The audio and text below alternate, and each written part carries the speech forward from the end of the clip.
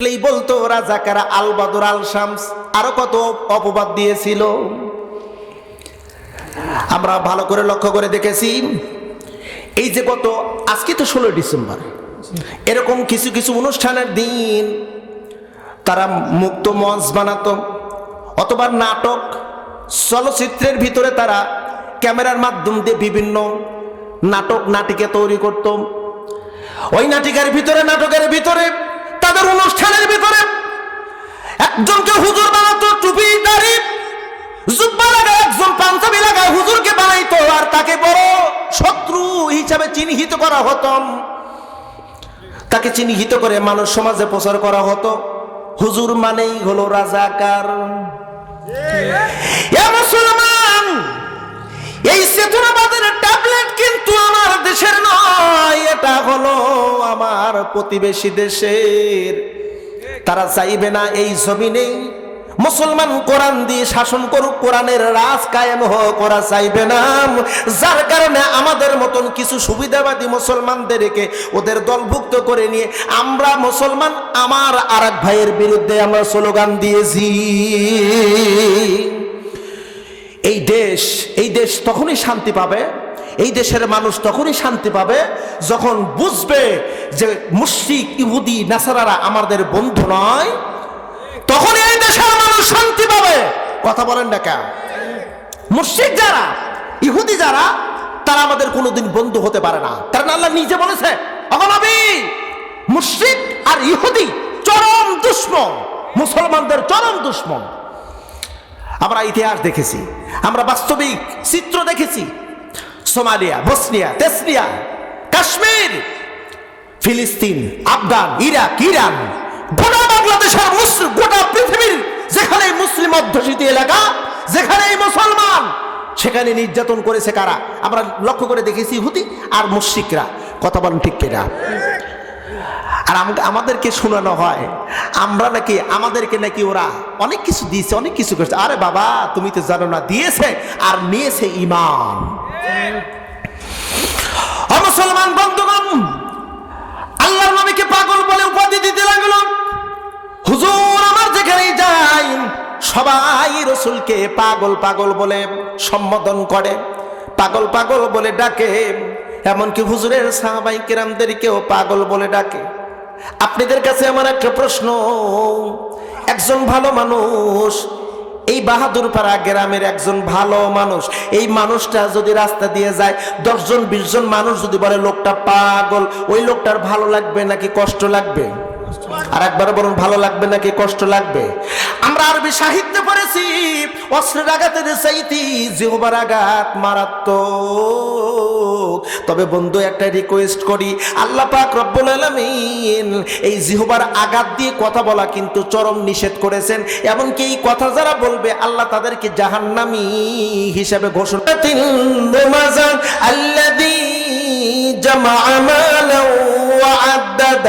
আল্লাহ কয়, বান্দা, যারা জিহ্বার আঘাত দিয়ে সামনাসামনি মানুষদেরকে কষ্টদায়ক কথা বলে, ওই ব্যক্তিরা জাহান্নামী।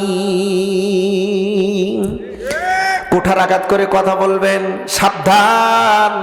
ওয়াইলুল লিকুল্লি হুমাজা, আল্লাহ নিজে কয়, যারা সামনাসামনি ধিক্কার দিয়ে কথা বলে, জিহ্বার আঘাত দিয়ে কথা বলে, ওই ব্যক্তি জাহান্নামী। ওর নামাজ, রোজা, হজ, যাকাত যত নেকি আছে, হাবিতাত আমালুহুম, তাদের সব আমল বরবাদ করে দিবেন তিনি কে? দ্বিতীয় নাম্বার, যারা পিছনে গীবত করে, এই ব্যক্তিরাও জাহান্নামী। 3 নাম্বার, যারা সম্পদ সঞ্চয় করে রাখে, আল্লাহর পথে ব্যয় করে না, তারাও জাহান্নামী। কথা কার? মুসলমান বন্ধুগণ, আমার নবীকে পাগল পাগল বলে কষ্টদায়ক কথা বলেন, সাহাবায়ে কেরামদেরকেও পাগল পাগল বলে কষ্টদায়ক কথা বলে। হুজুর আমার কষ্ট মন নিয়া আর কামা রাদিয়াল্লাহু তাআলা আনহুর ঘরের মধ্যে ঠিক এমন টাইমে আবু বকর সিদ্দিক রাদিয়াল্লাহু তাআলা আনহু চলে আসলেন কান্না করতে করতে। আমার হুজুরও কান্না করতেছেন তাদের কথা শুনে। আবু বকর আসলেন, ও আবু বকর, আপনি কেন এমন করে কান্না করেন? নিঃসন্দেহে মক্কার কাফেররা বুঝে আপনাকে মারছে। আবু বকর বলেন, নবীজি, আমাকে কেউ মারে নাই, তাহলে কান্না কেন করো? ও নবীজি, বাহিরে বের হতে পারি না, মক্কার নেতারা, মক্কার মানুষেরা আমাদেরকে পাগল বলে, আপনাকে পাগল বলে, আমরাও নাকি পাগলের সাথে। নবী গো, আমরা কি সত্যই পাগল নাকি, যার কারণে ওরা পাগল বলে? আবু বকর বিশ্বনবী কান্না করতেছিলেন, ঠিক এই মুহূর্তে বিশ্বনবীকে সান্ত্বনা দেওয়ার জন্য আমার আল্লাহ জিবরাইলকে পাঠিয়ে দিলেন, আর জিবরাইলকে দিয়ে এই সূরা নাজিল করে জানায় দিলেন, মা আনতা বিনিআমাতি রাব্বিকা বিমাজনুন।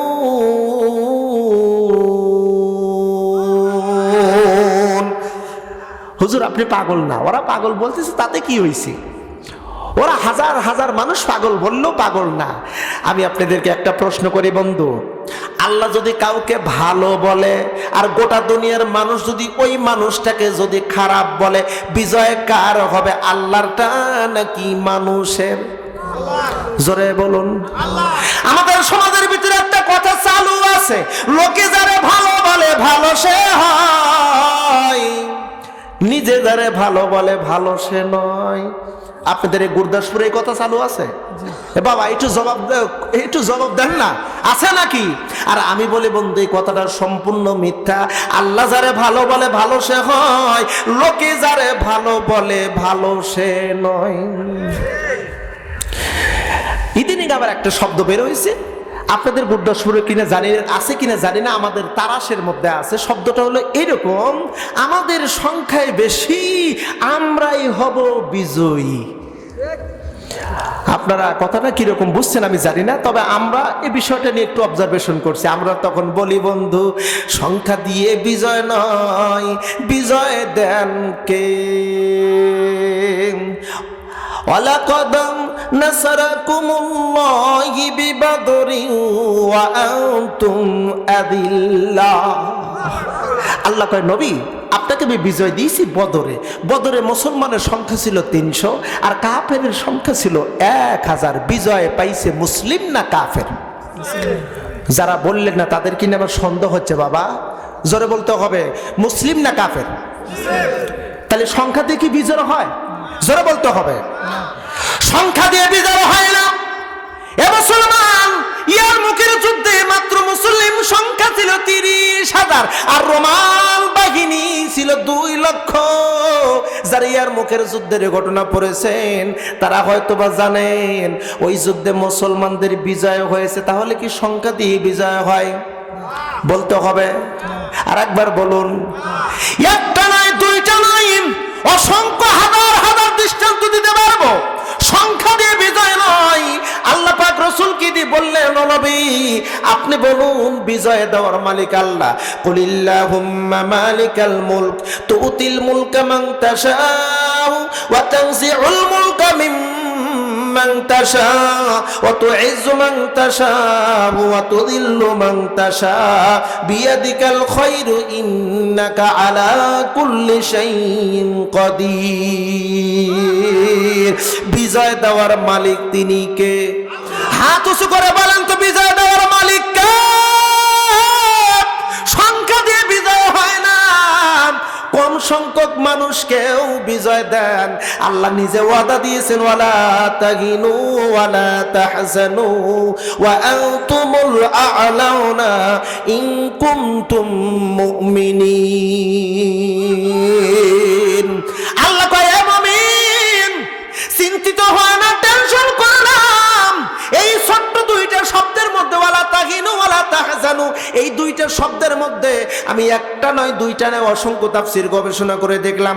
দুইটা শব্দের মধ্যে আল্লাহ এই দুনিয়ার যতগুলো পেরেশানি আছে সব পেরেশানির কথা উল্লেখ করে বললেন, তোমাদের বিজয় হবে তোমরা যদি মুমিন হও। মুমিন হইলে বিজয় দিবেন কে?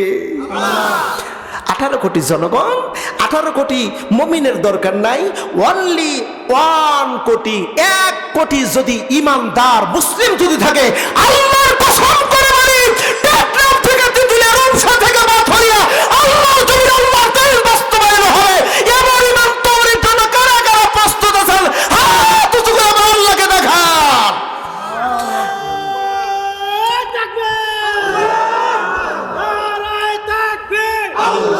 আল্লাহ কবুল করুক, জোরে বলেন একটু আমিন। সংখ্যাতে বিজয় হয় না, বিজয় অল্পতেও হয় যদি ওইগুলো সাচ্চা ইমানদার হয়। অপ্রিয় বন্ধুরা, খুব ভালো করে বুঝতে হবে, আমার আল্লাহ রাব্বুল আলামিন ওহী নাজিল করে জানায় দেয়, নবী আপনি কিন্তু পাগল না, যারা বলতেছে তারাই পাগল। কথাটা ভালো করে বুঝবেন। কোরআনুল কারীমের সূরা বাকারার শুরুর দিকে আল্লাহ পাক বলেন, ইউখাদিউনাল্লাহা ওয়াল্লাযীনা আমানু ওয়া মা ইয়াখদাউনা ইল্লা